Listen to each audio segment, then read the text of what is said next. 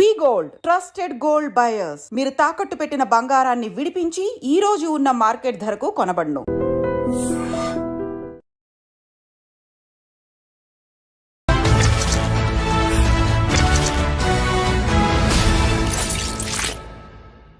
అందరికీ నమస్కారం. నేను Swarupa Potlapalli. Welcome to I dream. అగ్రరాజ్యం అమెరికా 47వ అధ్యక్షుడిగా బాధ్యతలు స్వీకరించిన తర్వాత డొనాల్డ్ ట్రంప్ దూకుడుగా వ్యవహరిస్తున్నారు. ముఖ్యంగా అమెరికాలో ఉండి పార్ట్ టైం జాబ్స్ చేసుకుంటున్న విదేశీయుల వీసాలను రద్దు చేస్తామని ఆయన ప్రకటించారు. ఇంకొక వైపు ఫారినర్స్ కి జన్మతహా వచ్చే పౌరసత్వాన్ని కూడా ఫిబ్రవరి 20 తర్వాత రద్దు చేస్తామని ఆయన ఎగ్జిక్యూటివ్ ఆర్డర్ మీద సైన్ కూడా చేశారు. కాకపోతే అక్కడి న్యాయస్థానాలే ఆయన్ని తప్పుపట్టాయి. అలాగే ఆ ఆర్డర్ని తాత్కాలికంగా నిలిపివేస్తూ నిర్ణయం కూడా తీసుకోవడం జరిగింది. అలాగే విదేశాల నుంచి వచ్చే వస్తువుల మీద కూడా అధిక పన్ను విధించడం, ఇలా రకరకాలుగా ట్రంప్ తీసుకుంటున్న నిర్ణయాలు చర్చనీయాంశంగా మారాయి. ఇప్పుడు భారత్ కూడా ట్రంప్ నిర్ణయాల మీద ఆచితూచి వ్యవహరిస్తోంది. అయితే ఇవన్నీ కూడా ఈ రెండు దేశాల సంబంధాల మీద ఎలాంటి ప్రభావం చూపించబోతున్నాయి? ప్రస్తుతం నాతో పాటు అమెరికాలో 30 ఏళ్లుగా ఉంటున్న ఎన్ఆర్ఐ అలాగే జీటీఏ ఫౌండర్ విశ్వేశ్వర్ రెడ్డి గారు ఉన్నారు. ఆయనతో మాట్లాడి వీటన్నిటి మీద ఒక మంచి అనాలిసిస్ తీసుకుందాం. సార్ నమస్తే. నమస్కారం. ముఖ్యంగా ఈ పార్ట్ టైం జాబ్స్ చేస్తున్న వాళ్ళ వీసా రద్దు గురించి మాట్లాడుకుందాం సార్. ఎందుకంటే మన భారతీయులు 3 లక్షల మంది విద్యార్థులు అక్కడ ఉన్నారు. ఎప్పుడైతే ట్రంప్ ఈ నిర్ణయం తీసుకున్నారో ఆ తర్వాత జరిగిన చెకింగ్స్లో 18,000 మంది మన భారతీయులు పట్టుబడ్డారు. దీంతో అసలు ఇక్కడ ఉంటున్న తల్లిదండ్రులు, అక్కడ ఉంటున్న పిల్లల్లో చాలా టెన్షన్ మొదలైంది. ఎందుకంటే అమెరికాలో చదువుకోవడం అంటే చిన్న విషయం కాదు. లక్షల రూపాయలు కావాలి, కనీసం 50 లక్షలు కావాలి 2 ఏళ్ళు అయితే చదువుకోవాలంటే. అలాంటప్పుడు జాబ్స్ చేయక తప్పని పరిస్థితి. దీని మీద రకరకాల అపోహలు అయితే ఉన్నాయి. మీలాంటి సీనియర్ ఎన్ఆర్ఐస్ దీని మీద ఒక క్లారిటీ ఇస్తే అందరికి కూడా టెన్షన్ తీరిపోతుంది. తప్పకుండా. టిపికల్గా ఏంటంటే ఈ వీసా సిస్టంలో మన వాళ్ళు స్టూడెంట్ రూపకంగా అక్కడికి వస్తారు. అంటే మేజర్గా వచ్చే దానిలో F1 వీసా అని అంటారు. తర్వాత H1B వీసా ఒకటి ఉంటుంది స్కిల్డ్ లేబర్లో. తర్వాత మన పేరెంట్స్ కానీ ఇన్లాస్ కానీ వచ్చేది విజిటర్ వీసా మీద వస్తుంటారు. అంటే ఇప్పుడు ఎకో సిస్టంలో ఈ 3 అయితే ఇంటిగ్రేట్ అయి ఉంటాయి. ఇంకా there are number of visa types ఉన్నాయి. ఆల్ఫాబెటికల్ లెటర్లో A to Z మధ్యలో ప్రతి లెటర్కి ఏదో ఒక వీసా టైపు అమెరికా వెల్కమ్ చెప్తుంటుంది. అంటే కంట్రీ లోపలికి రావడానికి, because as this is an immigrant country they welcome everyone. So ఇక్కడ ఉన్న సిచ్యువేషన్ అంటే మేజర్గా మనకి ఇంపాక్ట్ ఏంటంటే F1 వీసాలో వీసాకి వెళ్ళే ముందు మనం ఏం చెప్తామంటే అక్కడ I-20 అని ఒకటి ఫామ్ ఉంటుంది. అందులో ఏం రాస్తారు, కాలేజ్ ఫీజు ఉంటుంది, కాలేజీలో బోర్డింగ్ అండ్ లాడ్జింగ్ ఫీజు ఉంటుంది. టిపికల్గా ఆ డబ్బుకు మన దగ్గర ఉన్నాయి, అయితే మన డబ్బు ఉంది, లేదంటే మన బ్యాంకు లోన్ రూపకంగా మేము కడతామని చెప్పేసి ఒక డ్రాఫ్ట్ లెటర్ తీసుకెళ్ళి వీసా ఆఫీసర్కి మనం ఇక్కడ ఏదైతే కాన్సులేట్లో వీసా ఇంటర్వ్యూకి వెళ్తాం చూడండి, అప్పుడు మనం చూపిస్తాం. అంటే మా దగ్గర డబ్బు ఉంది, అయితే మన సొంత డబ్బు లేదంటే లోన్ డబ్బు బ్యాంక్ ద్వారా తీసుకుంది. నేను అక్కడ ఉండి ఆ 2 సంవత్సరాలు 3 సంవత్సరాలు చదువుకునే క్రమంలో అక్కడ అయ్యే ప్రతి ఖర్చును కూడా నేను ఇక్కడి నుంచే తీసుకెళ్తానని మనం ప్రామిస్ చేస్తాం. ఇక్కడ ఆ ప్రామిస్ బేస్డ్ మీదనే మనకు వీసా ఇస్తారు. నేను అక్కడ వెళ్ళి ఫస్ట్ సెమిస్టర్ 2 సెమిస్టర్ నేను డబ్బు తీసుకెళ్తాను, తర్వాత 3rd 4th సెమిస్టర్కి నేను అక్కడ పని చేసుకొని నేను చేస్తానంటే అక్కడ వీసా ఇవ్వరు. సో ఈ టిపికల్ ప్రాసెస్ అనేది స్టాండర్డ్ ప్రాసెస్. అంటే ఇది ఒక 2 years 3 years కింద పెట్టింది కాదు, చాలా ఏళ్ళ నుంచి కూడా మన ఇక్కడ నుంచి వెళ్తున్న చాలామంది స్టూడెంట్స్ ఇది ఫాలో అవుతున్న సిస్టమ్. సో ఇప్పుడు ఏమవుతుందంటే new digital age, so tracking is easy అయిపోయింది. ఇప్పుడు మన స్టూడెంట్స్ వచ్చి ఏం పని చేస్తారు, ఒకప్పుడు అంత ట్రాకబిలిటీ లేకుండేది. ఇవాళ ఏమవుతుందంటే ఎవ్రీథింగ్ ఇస్ ట్రాకబిలిటీ. ఇది యూజువల్గా మన వాళ్ళు అక్కడికి వెళ్ళి F1 వీసాలో చేసే జాబ్స్ ఉంటుంది చూడండి, అది గ్యాస్ స్టేషన్ కానీ, గ్రాసరీ స్టోర్ కానీ, లిక్కర్ స్టోర్ కానీ, వాట్ ఎవర్ ఇది హార్డ్ జాబ్స్ అంటారు మనం అక్కడ. ఈ హార్డ్ జాబ్స్ ఎంత ఉంటే $10 నుంచి $12-13 మధ్యనే క్యాష్ జాబ్స్ అన్నట్టు. ఈ క్యాష్ జాబ్స్ ఏంటంటే మనం పే చేయం, ట్యాక్స్ పే చేయం ఇంకా. సో అక్కడ బిగ్ కన్సర్న్ వచ్చి పెట్టింది అన్నట్టు. అక్కడ USCIS United states citizenship and immigration services ద్వారా ఏ రూపకంగా ఉంటుందంటే అక్కడికి వచ్చే వాళ్ళు ఒక డిపార్ట్మెంట్ ఆఫ్ లేబర్ రూల్స్కి బైండ్ అయి ఉండడం, USCIS నామ్స్కి ఆ రెగ్యులేషన్స్కి బైండ్ అయి ఉండడం వల్లనే అక్కడికి రాణిస్తారు. అట్లనే F1 వీసా ప్రోగ్రామ్ ఎలా ఉందో H1B ప్రోగ్రామ్ కూడా అలా ఉంటుంది. H1 కూడా వర్క్ పర్మిట్ ఇస్తారు, మనం అక్కడ H1 3 years ఎక్స్టెన్షన్ ద్వారా మళ్ళీ ఇస్తుంటారు.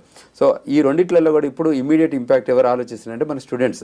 సో స్టూడెంట్స్ నేను మధ్యలో ఈ ఇంటర్వ్యూ ప్రాసెస్ కూడా చాలామంది మీట్ అయినప్పుడు చెప్పిందంటే మా అబ్బాయికి మేము ఫస్ట్ సెమిస్టర్ కట్టాము, మిగతా సెమిస్టర్ డబ్బును అక్కడే హార్డ్ ఎర్న్డ్ మనీ తీసుకొని అది మళ్ళీ ఫీజు కడతారు. So which is the violation of regularities. అంటే అక్కడ ఏదైతే నామ్స్ ఇమిగ్రేషన్ నేషనాలిటీ యాక్ట్స్ అని ఉంటాయమ్మా ఇక్కడ ఉన్నట్టే, అని ఇమిగ్రేషన్ నేషనాలిటీ యాక్ట్ ప్రకారమే మనం వీసా ఇస్తారు. అవి వయలేట్ చేస్తే ఏం చేస్తారంటే ఆ నిమిషం మేము పట్టుకోరు. మనం ఎప్పుడైతే మళ్ళీ కంట్రీ బయటికి వెళ్ళి లోపలికి వస్తామో అప్పుడు పోర్ట్ ఆఫ్ ఎంట్రీలో పట్టుకునేవాళ్ళు. అంటే సెకండరీ ఇన్స్పెక్షన్లో పక్కకు తీసుకెళ్ళి అక్కడ ఇంటర్వ్యూ క్వశ్చన్స్ అడిగేసి అక్కడ దానిలో వయలేట్ చేస్తే డిపోర్ట్ చేస్తారు. అది ఒక ప్రాసెస్. ఇప్పుడు ఏంటి, ఈ ట్రంప్ అడ్మినిస్ట్రేషన్ వచ్చాక 2.0లో ఇప్పుడు ఐస్ అంటుంది, ఇమిగ్రేషన్ కస్టమ్స్ ఎన్ఫోర్స్మెంట్. సో ఈ ఐస్ ఏదైతే డిపార్ట్మెంట్ ఉంటుందో ఈ ఐస్లో ఉన్న ఆఫీసర్స్ ఏం చేస్తారంటే దే సైట్ ఆడిట్స్కి వెళ్తారు. ఇవాళ today they put up on their website, మీరు ఎక్కడైనా ఈ స్టూడెంట్స్ పనిచేస్తున్నా కానీ ఎక్కడైనా చేస్తే మాకు రిపోర్ట్ చేయండి అని చెప్పారు. అమెరికాలో లాలో ఏముంటుందంటే you see something you say something అని అంటుంటారు. ఆ నామ్స్లోనే పనిచేస్తుంటారు. ఇప్పుడు ఆ కంట్రీ చాలా immigrant welcoming country, because the country itself is immigrant country. కాబట్టి హిస్టారికల్గా 400 ఏళ్ల నుంచి కూడా చాలామంది అక్కడికి మైగ్రేట్ అవుతున్నారు. ఎస్పెషల్లీ గత 40-50 సంవత్సరాల నుంచి ఇండియన్స్ ఎక్కువ వెళ్తున్నారు. సో ఈ గత 20 సంవత్సరాల నుంచి తెలుగు వాళ్ళు ఎక్కువ వెళ్తున్నారు. అంటే ఇండియన్స్, గుజరాతీ వాళ్ళు కానీ పంజాబీ వాళ్ళని వెళ్ళేవారు. ఈ తెలుగు ప్రపంచం 20 ఏళ్ళ నుంచి బాగా జరుగుతుంది. ఎస్పెషల్లీ ఆ Y2K ఉండే చూడండి, అప్పటి నుంచి ఎక్కువ రావడానికి ఆస్కారం ఉంది. అప్పుడు కొన్ని వీసాలు కూడా పెంచి ఉండేవాళ్ళు. సో ఈ F1లో ఉన్నప్పుడు పేరెంట్స్ ఎక్కువ ఫీల్ అవుతున్నది ఏంటంటే మనం అది అక్కడ వెళ్ళి మా పిల్లలు పని చేస్తారు, ఇప్పుడు మా పిల్లలు పని తీసేస్తున్నారని. ఇది చేయడము తీయడం అనేది అందులో నామ్స్లో లేదు. సో మనం చేయడం తప్పు, ఇట్స్ అ వయలేషన్. చేయొచ్చు. ఒక 20 అవర్స్ ఆథరైజ్డ్ వర్క్ ఉంటుంది. ఒక యూనివర్సిటీలో వెళ్ళి మాస్టర్స్ కోటా కింద మనం అక్కడ జాయిన్ అయితే అందులో వాళ్ళకి 20 అవర్స్ పనిచేయచ్చు. ఇది ఆన్ క్యాంపస్ జాబే చేయాలి. బయట వెళ్ళి పనిచేయడానికి అథారిటీ లేదు, దాన్ని అన్ఆథరైజ్డ్ వర్క్ అంటారు. సో ఇందులో మనం వెళ్తే తప్పకుండా మనం వయలేట్ చేసినట్టు అవుతుంది. కాబట్టి ఆ కంట్రీ నామ్స్లో మనం ఉండాలనేది మన ఉద్దేశం. సో దాన్ని మనం ప్రాపర్గా కమ్యూనికేట్ చేయగలిగితే స్టూడెంట్స్ కానీ స్టూడెంట్స్ పేరెంట్స్ కానీ ఒక ఎడ్యుకేషన్ ఇవ్వగలిగితే వాళ్ళు ప్రిపేర్ అయి ఉంటారు. సో మనం ఎక్కడైతే లెటర్ ఇచ్చామో మనం ఎన్ని లక్షలు అవుతాయి అన్ని లక్షలు మనం సపోర్ట్ చేస్తామని చెప్పి మళ్ళీ మనమే వయలేట్ అవుతున్నాం కదా. సో ఒకసారి జాయిన్ అయ్యాక అంటే కంట్రీ లోపలికి వెళ్ళాక మనం కరెక్షన్ చేస్తున్నాం. Correction they are not welcoming it. ఎందుకంటే అమెరికా గ్రేట్ అగైన్ అనే ఉద్దేశంతో ఆయన ఎలక్షన్లకు వెళ్ళారు. అమెరికా ప్రెసిడెంట్ అయ్యారు. Electoral vote, popular vote, senate, house of represent అన్నిట్లలో కూడా మెజారిటీ వాళ్ళకి వచ్చాయి. సో ఇప్పుడు వాళ్ళు ఏం చేస్తున్నారు, కరెక్షన్ ఆఫ్ ద కంట్రీ. ఎక్కడెక్కడైతే గ్యాప్స్ ఉన్నాయో, ఎక్కడెక్కడైతే కంట్రీని మిస్యూజ్ చేశారో వాటి మీద కరెక్షన్ చేస్తున్నారు. ఎస్పెషల్లీ మీరు ఇంతకుముందు ఒక పాయింట్ రేజ్ చేశారు, అది బర్త్ రైట్స్ మీద. సో బర్త్ రైట్స్ ఎలా ఉండబోతుందంటే ఒకప్పుడు మేము హిస్టారికల్గా H1B డిపెండెంట్ H4 మీద వెళ్ళేవాళ్ళు కానీ తర్వాత విజిటర్ వీసా మీద వెళ్ళేవాళ్ళు కానీ చాలామంది అక్కడికి వెళ్ళిన బై బర్త్ సిటిజన్షిప్ ఇచ్చేవాళ్ళు. సో ఇప్పుడు ఈ ట్రంప్ అడ్మినిస్ట్రేషన్ ఏమన్నారంటే ఆ బై బర్త్ సిటిజన్షిప్ మిస్యూజ్ జరుగుతుంది. ఎప్పుడైతే కంట్రీ కరెక్షన్ ఎప్పుడు చేస్తుందంటే మిస్యూజ్ జరిగినప్పుడు. సో దాన్ని ఏమంటే బర్త్ టూరిజం లాగా మార్చేస్తారు. సో మన వాళ్ళు విజిటర్ వీసా మీద వెళ్ళిన వాళ్ళు కానీ మిగతా సౌత్ అమెరికన్ కంట్రీస్ కానివ్వండి, లాటిన్ అమెరికన్ కానివ్వండి, కరేబియన్ ఐలాండ్ నుంచి వచ్చిన వాళ్ళు ఏంటంటే వాళ్ళు ల్యాండ్ బార్డర్స్ ఉంటాయి వాళ్ళ కంట్రీస్కి. మనం అంటే ఎయిర్లో వెళ్ళాలి కానీ వాళ్ళకి ల్యాండ్లో. సో ఒక హిస్టారికల్ ఏంటంటే వాళ్ళు టన్నెల్ రూపకంగా కానివ్వండి, గోడల దుంకు రూపకంగా పెద్ద బార్డర్, ల్యాండ్ బార్డర్. సో ఎక్కడెక్కడనో ట్రక్కుల రూపకంగా చాలా వేల మంది హిస్టారికల్గా అనాథరైజ్డ్గా వెళ్ళారు కంట్రీ లోపలికి. ఇల్లీగల్ ఇమిగ్రేషన్ అంటారు దాన్ని. సో వెళ్ళిన వాళ్ళు ఏం చేస్తున్నారు, వాళ్ళకి అక్కడ పిల్లలు పుడితే ఏమవుతారు, వాళ్ళు సిటిజన్స్ అవుతున్నారు. సో ఇది దాంతో ఏమవుతుందంటే కంట్రీ ఎకనామిక్ దానిలో ఇబ్బంది అవుతుంది. సో దాన్ని కంట్రీ ఏమవుతుందంటే we need to correct it. It's also ఈ సదరన్ కంట్రీస్ నుంచి వచ్చే వాళ్ళని కూడా ఆపాలంటే this is the best thing అని చెప్పేసి ఆయన he introduce that bill. So అది ఎగ్జిక్యూటివ్ ఆర్డర్ ఇచ్చాడు. సో దాన్ని మీరు ఇంతకుముందు అన్నట్టు democratic party, because is republican party కాబట్టి డెమోక్రటిక్ పార్టీ వాళ్ళు ఏం చేస్తారంటే మైగ్రేషన్ ఫ్రెండ్లీ, ఇమిగ్రేషన్ ఫ్రెండ్లీ కాబట్టి ఇది నో ఇది నాట్ కరెక్ట్ అని చెప్పి వాళ్ళు ఆ కంట్రీస్ ఏదైతే గవర్నర్స్ ఉన్నారో వాళ్ళు నెగటివ్ దాన్ని ఇంపాక్ట్ చేస్తున్నారు. అదేవిధంగా వాషింగ్టన్ స్టేట్లో ఉన్న కోర్టు సిస్టంలో కూడా వాళ్ళు కూడా ఏం చెప్పారంటే దీన్ని హోల్డ్ చేసి పెట్టారు. దీన్ని మీద అంటే మీరు ఎగ్జిక్యూటివ్ ఆర్డర్ ఇచ్చే కంటే ఎక్కువ దీన్ని కాన్స్టిట్యూషనల్ అమెండ్మెంట్ చేస్తే బాగుంటుంది అనేది వాళ్ళ ఉద్దేశం. అంటే ఏదైనా ప్రాపర్గా వెళ్తే బాగుంటుంది. దానిని president take a decision rather than discussing in the senate or congress capital హిల్లో డిస్కస్ చేసి ఒక అంటే కన్సెన్సస్గా తీసుకొస్తే బాగుంటుంది. సో ఆయన చెప్పే విధానం ఏంటంటే ఒకప్పుడు లాస్ట్ అడ్మినిస్ట్రేషన్లో ట్రంప్ గారు ఏం చేశారంటే ఒక 7 కంట్రీస్ మీద బ్యాన్ చేశాడు, ఇస్లామిక్ కంట్రీస్ మీద టిపికల్గా ఆయన బ్యాన్ చేస్తే అప్పుడు ఏం చేశారు, ఇట్లనే సేమ్ డిస్కషన్ డిబేట్స్ అయింది. బట్ చివరికి అది సుప్రీంకోర్టుకి వెళ్ళింది. సుప్రీంకోర్టు ఆయన డెసిషన్ని ఎండార్స్ చేసింది. సో ఆయన లాస్ట్ టైం గవర్నెన్స్లో ట్రంప్ 1.0లో తీసుకున్న చాలా ఎగ్జిక్యూటివ్ ఆర్డర్స్ కూడా ఏమైందంటే కొన్ని డినే అయ్యి కూడా అయ్యాయి. అంటే వీళ్ళు కోర్టు ఒప్పుకోకపోవడం కోర్టు. సో ఇప్పుడు కూడా ఆయన కొన్ని ఎగ్జిక్యూటివ్ ఆర్డర్ తీసుకున్నారు కదా, అన్నీ యాక్సెప్ట్ చేయాలని రూల్ ఏం లేదు, కొన్ని డినే కూడా కావచ్చు. బట్ ఈయన తీసుకున్న కొన్ని నిర్ణయాలు ఎస్పెషల్లీ ఏంటంటే కంట్రీలో ఇల్లీగల్ మైగ్రేషన్ జరిగిందని ఏదో రకంగా ఎవరో కరెక్ట్ చేయాల్సింది కదా. ఇప్పుడు ఇక్కడ ఇల్లీగల్ కనెక్షన్లో హైడ్రా రూపకంగా మనకి జరిగింది చూడండి ఆ టైప్. ఇది కూడా సిమిలర్ టిపికల్ ఆ టైప్ ఆఫ్ యాక్టివిటీ కదా. ఎవరైతే ఇల్లీగల్గా వచ్చారో వాళ్ళని మేము కంట్రీ బయటికి పంపుతాము ఆ ఉద్దేశంతో ఇప్పుడు కొలంబియాకు పంపించారు. ఇప్పుడు అందులో కూడా క్రిమినల్ బ్యాక్గ్రౌండ్ ఉన్న వాళ్ళని, ఎస్పెషల్లీ క్రిమినల్ బ్యాక్గ్రౌండ్ వాళ్ళని ఫస్ట్ టేకప్ చేస్తున్నారు. తర్వాత వయలేషన్ ఎవరైతే చేస్తున్నారో, ఇమిగ్రేషన్ అనేది కూడా ఒకటి కంట్రీకి ఇంపార్టెంట్ సబ్జెక్ట్. సో అందులో గ్యాప్ ఇచ్చిన వాళ్ళని కూడా వీళ్ళు చేయగలిగి ఇప్పుడు ఆ నిర్ణయమే తీసుకుంటున్నారు. అది కొద్దిగా మనకు రప్చర్ అవుతుంది. బర్త్ రైట్ సిటిజన్షిప్ అనే దానికి వచ్చినప్పుడు ఇప్పుడు H1B అలాగే L1 మీద వచ్చిన వాళ్ళకి ఖచ్చితంగా లేదు, గ్రీన్ కార్డ్ హోల్డర్స్కి మాత్రమే అని ఆయన చెప్పారు కదా. మరి ఇక్కడ ప్రాబ్లం వస్తుంది కదా, అందరికీ గ్రీన్ కార్డ్ ఉండదు, మరి వాళ్ళ పిల్లలకి బర్త్ రైట్ సిటిజన్షిప్ క్యాన్సిలేషన్ అనేది ఇబ్బందే కదా భారతీయులకు కావచ్చు, వేరే కంట్రీస్ వాళ్ళకి కూడా. అది చాలా ఇబ్బందికరమైన పరిణామము. కానీ ఏం చేస్తారంటే ఆ ప్రోగ్రామ్ అంటే బర్త్ రైట్ సిటిజన్షిప్ హిస్టారికల్గా 100 ఏళ్ళ పైగా ఇస్తూ వస్తున్న దాన్ని మిస్యూజ్ చేస్తున్నారు. అంటే ఇప్పుడు if they are using properly they don't stop it, they are misusing అన్న దాని మీదనే ఆయన కన్సర్న్. ఇప్పుడు మనకి ఆయన ఏం రూల్ పెట్టారంటే ఈ బర్త్ రైట్లో మదర్ కానీ ఫాదర్ కానీ ఒక గ్రీన్ కార్డ్ హోల్డర్ కానీ సిటిజన్ అయితేనే మేము ఇస్తాము. కానీ ఇట్లా ఇమిగ్రెంట్ అంటే టూరిజం లాగా వచ్చేసి మేము పిల్లల్ని కనేసి మేము వెళ్ళిపోతామని అంటే సో దాంతో ప్రొడక్టివిటీ వాళ్ళకి రావట్లేదు, అంటే వాళ్ళ ఎక్స్పెక్టేషన్స్ వేరే ఉన్నాయి. దాని ద్వారా మిస్యూజింగ్ ఆఫ్ దట్ లాను చేస్తున్నారు అన్న ఉద్దేశంతో ఆయన కరెక్షన్ చేస్తున్నారు. ఇక్కడ అందులో భాగంగానే చేశారు తప్ప వేరే లేదు. సో ఇప్పుడు కూడా అమెరికా గ్రేట్ అగైన్ అన్నప్పుడు ఆయన ఉద్దేశం ఏంటి, అమెరికన్ ఇంట్రెస్ట్లో పనిచేయాల్సి వస్తుంది కదా. సో అమెరికా ఇంట్రెస్ట్లో ఆయన పనిచేస్తున్నారు. అందువల్లనే ఈ కొత్త పాలసీస్ ఎకనామిక్ పాలసీ తీసుకొస్తున్నారు. అంటే ఆ గ్లోబల్ మైగ్రేషన్లో ఏముంటుంది, ఎకనామిక్ పాలసీ ఉంటుంది, ట్రావెల్ పాలసీ ఉంటుంది, కామర్స్ పాలసీస్ ఉంటాయి, వీసా పాలసీస్ ఉంటుంది, బయలాటరల్ ఇష్యూస్ ఉంటాయి, ఎక్స్టర్నల్ అఫైర్స్ ఉంటాయి. ఈ అన్ని లైన్స్లో కూడా వాళ్ళు చాలా డెసిషన్ తీసుకుంటారు. కంట్రీ ఆ ఐడియాలజీ ప్రకారం వెళ్తుంటుంది, వేరియస్ కంట్రీస్తోని డైలాగ్ అవుతుంది. ఇప్పుడు మనకు మోడీ గారు కూడా వెళ్తున్నారు అమెరికాకి. సో వాళ్ళు కూడా ఈ సబ్జెక్ట్స్ మీద కూడా డిస్కస్ చేస్తారు. కాకపోతే వాళ్ళు ఏ నిర్ణయం తీసుకున్నా అది ఇండియా కోసం అని తీసుకోవట్లేదు, వాళ్ళు గ్లోబల్లో తీసుకుంటున్నారు. అన్ని కంట్రీస్ ఇంపాక్ట్ అవుతాయి ఆ ఇంపాక్ట్. కానీ మనకేంటంటే మనం ఇక్కడ ఉన్న వాళ్ళు ఈ మధ్య వైట్ కలర్ దాంట్లో మన వాళ్ళు ఎక్కువ వెళ్ళడం వల్ల, బ్రౌన్ కమ్యూనిటీ నుంచి మనం ఎక్కువ వెళ్ళడం వల్ల మనం ఎక్కువ యూటిలైజ్ చేసుకుంటున్నాం. ఎందుకంటే లాస్ట్ 10 years నుంచి స్టూడెంట్స్ చూడండి, ఇప్పుడు Hyderabad consulate is the biggest consulate in the south Asia. So ఒకప్పుడు ఇక్కడ కాన్సులేటే లేదు, మేము వెళ్ళినప్పుడు అసలు ఇక్కడ కాన్సులేటే లేదు, మేము చెన్నైకి వెళ్ళి వీసా తీసుకొని వెళ్ళేవాళ్ళం. సో ఈ క్రమంలో మేమేమంటున్నామంటే ఈ ఆపర్చునిటీ ఏమి ఇచ్చింది అమెరికా, ఎందుకు ఇక్కడ యూఎస్ కాన్సులేట్ పెట్టింది అంటే మోర్ పీపుల్ని వెల్కమ్ చెప్పడానికి పెట్టింది తప్ప డినై చేయడానికి కాదు కదా, రిజెక్ట్ చేయడానికి కాదు. సో మీరు ఏం చెప్తున్నారంటే వాళ్ళు ఏదైతే వీసా సిస్టంలో ఎకో సిస్టంలో పెట్టారో ఆ నామ్స్ ఉన్నాయో, ఆ పాలసీ ఉన్నాయో, ఆ రెగ్యులేషన్స్ ఉన్నాయో అదే అబైడ్ అయ్యి మా కంట్రీకి రండి, మీరు మాకు ల్యాండ్ ఆఫ్ ఆపర్చునిటీ ఉంది, లా ఆఫ్ ద ల్యాండ్ అని ఫాలో కండి అని చెప్తున్నారు. సో అందులో డెఫర్ చేయొద్దు అనేది మా ఉద్దేశం. ట్రంప్ ఏ నిర్ణయాలు తీసుకున్నా ముందు మన తెలుగు వాళ్ళ గురించే చర్చ వస్తూ ఉంటుంది sir. America vice president JD Vance wife Usha Chilukuri మన తెలుగు ఆమె కదా. అయితే ఇప్పుడు ఆయన తీసుకున్న డెసిషన్ ప్రకారం ఆమెది కూడా సిటిజన్షిప్ క్యాన్సిల్ చేస్తారా అని చెప్పి ఒక చర్చ జరిగింది. ఎందుకంటే వాళ్ళ అమ్మ నాన్న కూడా అక్కడి వాళ్ళు కాదు కాబట్టి. దీని విషయంలో ఎలా ఉండొచ్చు సార్? మంచి పాయింట్ అమ్మా. అయితే టిపికల్గా ఏంటంటే ఇది హిస్టారికల్ యాక్ట్, ఒక 14th Amendmentలో ఓపెన్ అప్ అయింది సబ్జెక్ట్ కాబట్టి ఇప్పటి వరకు ఇస్తున్నారు. అంటే పాస్ట్ని టచ్ చేయరు, ఫ్యూచర్కి ఇవ్వరు. అంటే హిస్టారికల్గా ముందు ఇచ్చారు, ఇవ్వలేదని లేదు. సో ఆ ఇచ్చిన దాన్ని మనం కంటిన్యూగా ముందుకు తీసుకెళ్లాలనేది ఒక ఉద్దేశం, ముందుకెళ్ళాలనేది.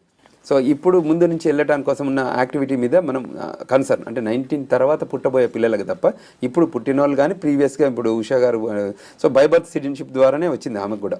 So we all know about it, it's not that. So హిస్టారికల్గా ఇప్పుడు ట్రంప్ వైఫే ఉంది కదా, షీజ్ అన్ ఇమిగ్రెంట్, మీకు అందరూ తెలుసు కదా. ఆమె ఇప్పుడు current wife is an immigrant, even she's not birth citizen కాదు, ఆమె ఫారెన్ కంట్రీ నుంచి వచ్చి గ్రీన్ కార్డ్ రూపకంగా వచ్చి సిటిజన్ అయిన రూపకం. సో నేను అనేది ఏంటంటే కంట్రీ ఏమవుతుందంటే ప్రోగ్రెసివ్ థింకింగ్లో ఫ్యూచర్లో జరగబోయేది. అంటే ఇక్కడ ఏదైనా కన్సర్న్స్ ఉన్నాయనుకోండి, to correct it the concerns, issues కానీ ప్రాబ్లమ్స్ కానీ కరెక్ట్ చేయాలంటే ఒక పాలసీ తీసుకురావాలి, ఒక ఎగ్జిక్యూటివ్ ఆర్డర్ తీసుకురావాలి, ఒకటి గవర్నమెంట్ ఆర్డర్ తీసుకురావాలి. అందులో భాగంగానే ఇది యాక్ట్స్ తప్ప వేరే ఏం లేదు. అంటే ఇది ఇండియన్స్ వస్తున్నారు వీళ్ళని ఆపాలనో, ఇండియన్స్ వస్తున్నారు వాళ్ళు ఇబ్బంది అవుతున్నారు. మనం వెళ్ళి చేసే జాబ్స్ అది అమెరికన్ జాబ్స్, అక్కడ ఉన్న వాళ్ళు చేసుకునే జాబ్స్.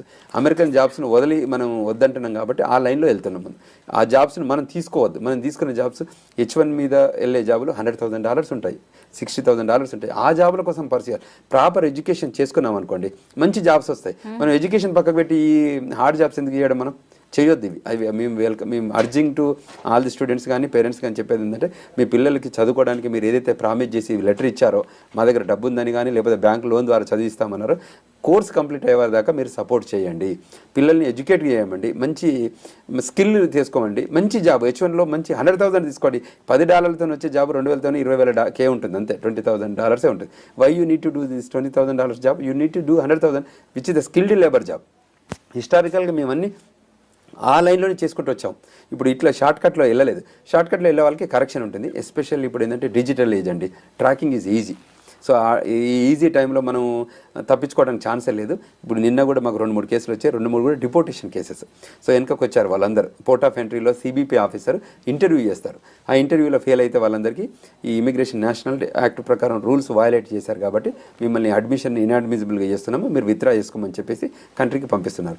అట్లా ఇప్పుడు మీరు కొలంబియా కూడా చూశారు కదా, క్రిమినల్ బ్యాక్గ్రౌండ్ ఉన్న వాళ్ళని కూడా పంపించారు.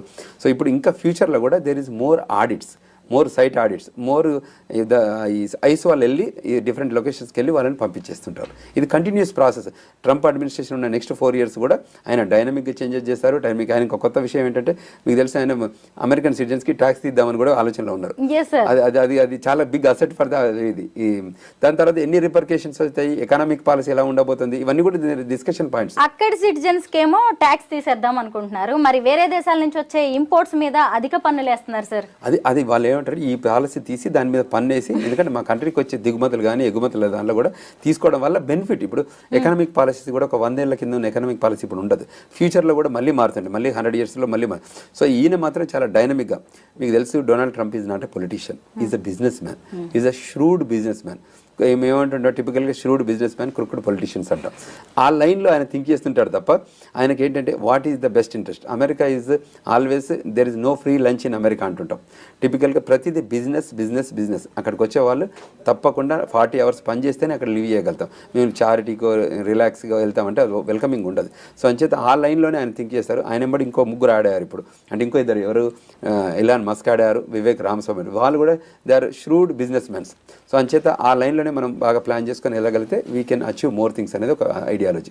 సరే, అమెరికా ఎన్నికలని దేశ విదేశాలు కూడా చాలా ఆసక్తిగా గమనించాయి. ముఖ్యంగా మన భారతీయుల్లో అయితే పెద్ద డిస్కషన్ జరిగింది. ఎందుకంటే అసలు ఈ డొనాల్డ్ ట్రంప్ వాళ్ళ దేశం వాళ్ళ విషయంలో చాలా పక్షపాతంగా ఉంటాడు, విదేశీయులు అందరూ వచ్చి ఇక్కడ వాళ్ళ అవకాశాలు కొట్టేస్తున్నారు అనే ఫీలింగ్లో ఆయన ఉంటాడు. ఈసారి ఆయన వచ్చాడంటే ఖచ్చితంగా ఫారినర్స్ విషయంలో చాలా రిస్ట్రిక్షన్స్ పెడతారు అని కూడా డిస్కషన్ జరిగింది. అన్నట్టుగానే చాలా జరుగుతున్నాయి సార్. అవును, కరెక్టే. యాక్చువల్లీ అందులో కూడా మేము చాలామంది సపోర్ట్ కూడా చేస్తాం. అంటే టిపికల్గా 1.0లో కూడా చాలా హెల్ప్ చేస్తారు, అంటే ఇండియన్స్ కూడా హెల్ప్ చేస్తారు. ఆయన పాలసీలో ఏమంటే 2 things అండి. Legal is for legal immigration, is against to the illegal immigration. ఇది 2 points అన్నట్టు. ఇల్లీగల్ ఇమిగ్రేషన్స్తో 11 million ఇల్లీగల్ ఇమిగ్రెంట్స్ ఆ కంట్రీలో ఉన్నారు, వాళ్ళని పంపించాలనేది ఆయన ఐడియాలజీ. సో అది చెప్తున్నారు, ఎందుకంటే అక్కడ ట్యాక్స్ పే చేయట్లేదు వాళ్ళంతా క్యాష్ జాబ్స్ చేస్తున్నారు. ఈ గ్యాస్ స్టేషన్లు కానీ, గ్రోసరీ స్టేషన్ కానీ, లిక్కర్ స్టోర్ కానీ అనాథరైజ్డ్ వర్క్ చేస్తున్నారు, వాళ్ళు క్యాష్ తీసుకుంటున్నారు. So which is not welcoming. ఇప్పుడు పెద్ద పెద్ద కంపెనీలో పనిచేసే వాళ్ళకి బాగానే ఉంది. సో ఆయన ఎప్పుడు కూడా అంటే ఓపెన్, హానెస్ట్, బ్లంట్గా కమ్యూనికేట్ చేస్తుంటాడు ఏదైనా చేయడు. Is interest is American interest. Being a president of the country, his interest is Americanized act. So foreign countries నుంచి కూడా వెల్కమ్ చెప్తున్నారు, కానీ లీగలైజ్ ప్రాసెస్ అన్నమాట. రేపు పొద్దున ఇండియన్స్ మాస్టర్ చేసిన ఎబిలిటీ ఉన్న వాళ్ళకి డైరెక్ట్ గ్రీన్ కార్డ్ కూడా ఇవ్వచ్చు. ఆ లైన్లో కూడా ఉన్నారు, ఆయన పాజిటివ్ ఆ లైన్లో ఉన్నారు.